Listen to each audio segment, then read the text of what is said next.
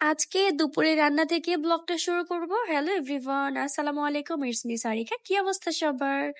আজকে একদম দুপুরে রান্না থেকে ভিডিওটা স্টার্ট করলাম। আজকে ছিল লতি, দেন ছিল মাছের তরকারি, দেন ছিল একটা সবজি। ভিডিওটা কিন্তু অনেকদিন আগের, ভিডিওটা এডিটিং করতে আমার একটু সময় লেগে গেছে, এই জন্য ভিডিওটা দিতে একটু লেট হয়ে গেল। যেদিন আমাদের বাসায় সবজি বেশি রান্না করা হয়, ওই দিন আমার শাশুড়ি মাই রান্না করে। আর এই আমগুলা কিন্তু আমাদের গাছের, এই আমগুলা কিন্তু অনেক মিষ্টি ছিল। আর এই আমগুলা কাঁচা ছিল, এগুলা পেকে যাবে 2-1 দিনের মধ্যেই। আমাদের বাসায় সবাই আম খেতে খুব বেশি পছন্দ করে। আম অত একটা আমি খেতে পছন্দ করি না, 2-1টা যদি অনেক বেশি সুন্দর হয় দেখতে, সেখান থেকে আমি একটা নিয়ে খাই। এখান থেকে হলুদ কালার আমটা আমার বেশ ভালো লেগেছে। আর এই আমটা আমি আজকে টেস্ট করব। এই প্রথম এই গাছের আম আমার টেস্ট করা। আমি প্রতিটা জিনিস আমার শাশুড়ি মাকে নিয়ে দিয়েছিলাম রান্না করার জন্য। উনি রান্নাটা বসিয়ে দিয়েছে, মানে বসায় দিবে। আর এখানে আমি একটু লেবুর শরবত বানাচ্ছিলাম, কারণ তাওহিদ স্কুল থেকে আসবে, যেহেতু প্রচুর পরিমাণে রোদ। একটু লেবুর শরবত না খেলে তো ও আবার অসুস্থ হয়ে পড়বে। তো এজন্যই একটু বেশি করে বানাচ্ছিলাম, সবাই মিলেই খাবো। তো ওর জন্য ফ্রিজিং করে রেখে দিয়েছি লেবু শরবতটা। আর আজকে একটা পার্সেল আসছিল আমাদের জন্য, পার্সেলটাই আনবক্সিং করব।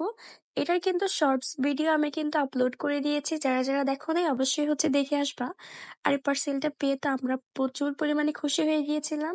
তোমরা আমার ভিডিওতে অবশ্যই কমেন্ট করবা এখানে কি আছে। আর এখানে যেটা আছে এটা দেখে তো আমার মনে হয় সব মেয়েরাই খুশি হয়ে যাবে, কারণ প্রতিটা মেয়েদের ভালোবাসা এখানে জড়িয়ে আছে। আমাদের বাসার সবারই এটা খুবই ফেভারিট, সাথে আমারও। আর এই পার্সেলটা আমাদের বাসায় কক্সবাজার থেকে এসেছে। আই হোপ সবাই গেস করতে পারছো এটাতে কি আছে। হ্যাঁ, এটাতে আছে শুটকি, আমি বলেই দিলাম। আর এখানে যে প্রচুর পরিমাণে শুটকিগুলো ছিল, এগুলা আমাদের বেশ অনেকদিন চলে যাবে। এই শুটকিগুলো আমাদের বাসার সবারই খুব পছন্দ। আমরা তরকারি রান্না করে দেন, ভর্তা বানিয়ে এগুলা খেয়ে থাকি। এতে এখানে 3 রকমের শুটকি ছিল। শুটকি ভুনা খেতে কিন্তু আমার কাছে অনেক ভালো লাগে। তোমাদের কার কার কাছে শুটকি ভুনা খেতে ভালো লাগে অবশ্যই কিন্তু আমাকে জানাবে। আর তোমরা যদি কক্সবাজার থেকে আমার ভিডিও কেউ দেখে থাকো, তাহলে কিন্তু অবশ্যই আমাকে সুন্দর একটা কমেন্ট করবে। আমি তো সেই কমেন্ট ধরে তোমাদেরকে সাপোর্ট করে আসবো।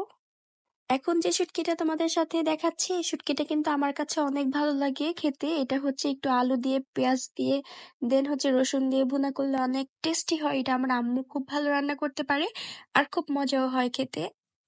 আচ্ছা, আমার ভিডিওগুলো তোমাদের কাছে কেমন লাগে? যদি ভালো লেগে থাকে তাহলে কিন্তু অবশ্যই লাইক, কমেন্ট, শেয়ার করতে ভুলবা না।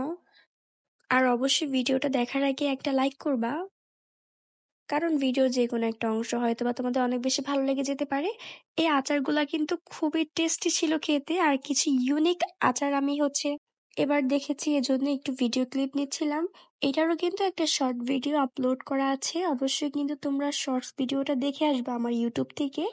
আর আচারের কোয়ান্টিটি কিন্তু খুবই অল্প ছিল, কিন্তু খেতে কিন্তু অনেক বেশি মজা ছিল। বিভিন্ন ফ্লেভার আচার থাকাতে আমরা সবাই অনেক মজা করে আচার খেয়েছিলাম।